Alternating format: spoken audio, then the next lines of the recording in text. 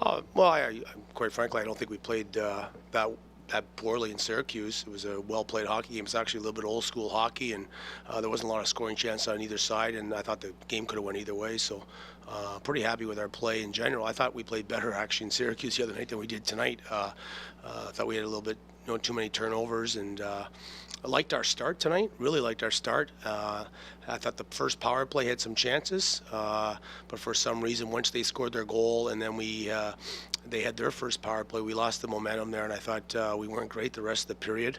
The second period, again, discipline was a little bit of an issue there.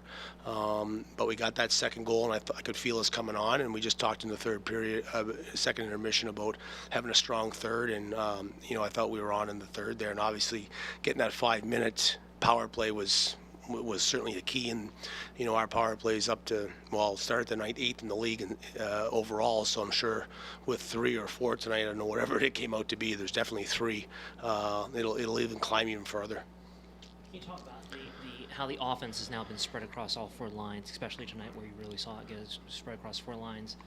And we talked last week about Liam, moving him up to the second line. Just this offensive push that seems to have been coming on here in this offense. Well, first, if you remember, last year's team was very, very similar. We finished second in the league behind Toronto in goals for, and it was has a lot to do with our 4-line mentality and our ability to play 4 lines, and something that I certainly believe in as a coach, that's how you generate offense. That's how you wear teams down, if you can find a way to play 4 lines, and that's what we've been doing.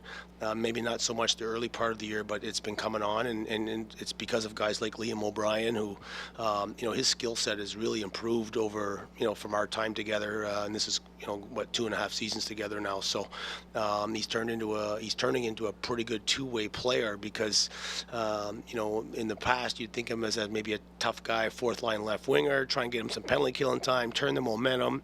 But now he's able to do that and contribute offensively, as you've seen in that pass to Stevenson on the first goal. So it's real nice to see, and deservedly so. He's on the first power play and seems to be found a little bit of a niche there with Boyder and Carey for now.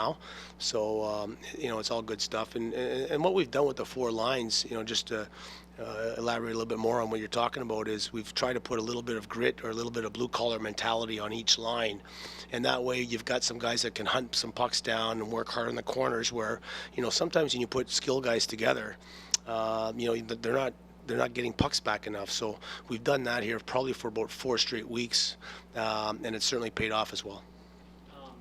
Are you worried Helms is going to have to sign himself to a PTO here soon with all these guys going down on the blue line? Yeah, we just talked about maybe having to put Brian Helmer in the lineup tomorrow night. With Juice there, he's going to be probably very doubtful for tomorrow's game.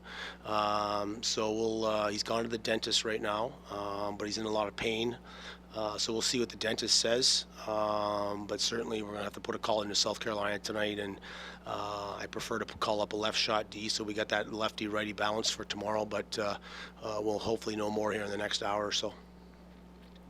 Troy, what's been the key to Paul Carey's consistency this season?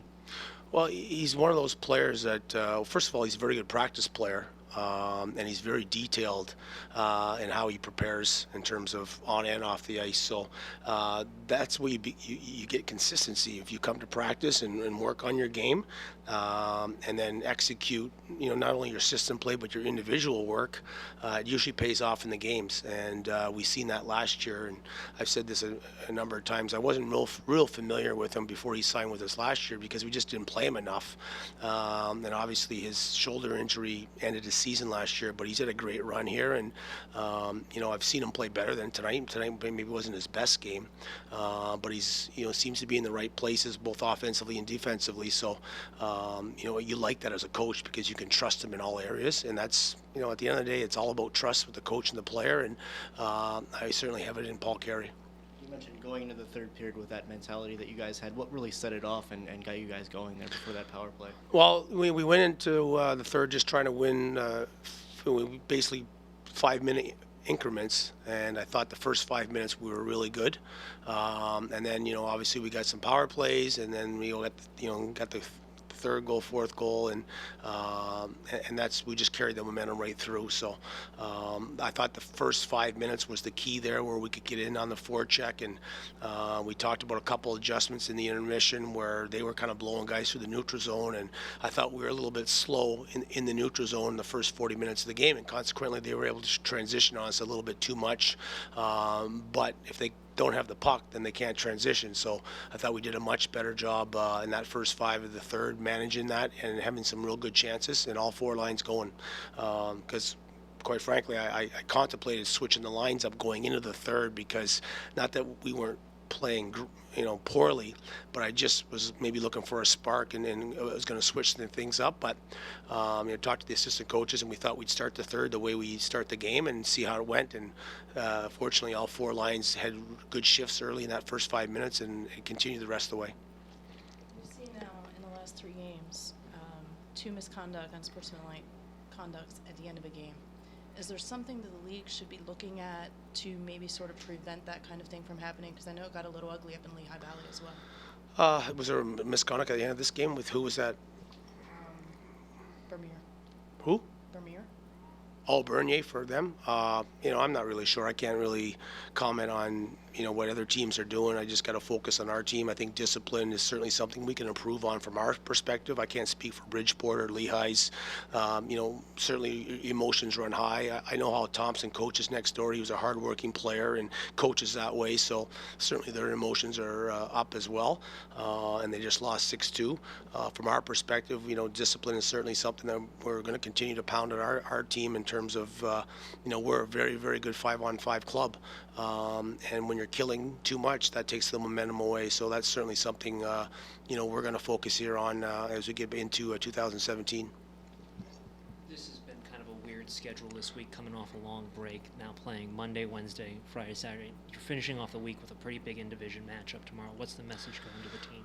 Well, tomorrow, we had guys this morning talking about tomorrow's game already, just because, Providence, we haven't seen them yet this year, and they've been on such an incredible run after really a poor start. They were near the bottom there that first maybe 10 games. So, we just we need to come ready to play. I'd certainly rather play this schedule than the 3-3s. So we. When we came back from Syracuse yesterday, we gave the guys an optional skate, and majority of the guys didn't skate to get rested, so we'd have enough juice for the 2 games, and that goes back to your 4-line game as well. So I haven't seen the minutes played yet tonight, but I'm sure a majority of guys are in that, forward-wise anyway, in that 14-15 minute range, which should give them enough juice for tomorrow night. Unfortunately, the D, we lost juice there for the third period, so their minutes will be up a little bit higher, but I think we'll be fine, and it's going to be a great challenge tomorrow night. Against a pretty good hockey team, great goaltender, and we'll hopefully be able to finish off the year the right way. Good? Okay, thank you. See you tomorrow.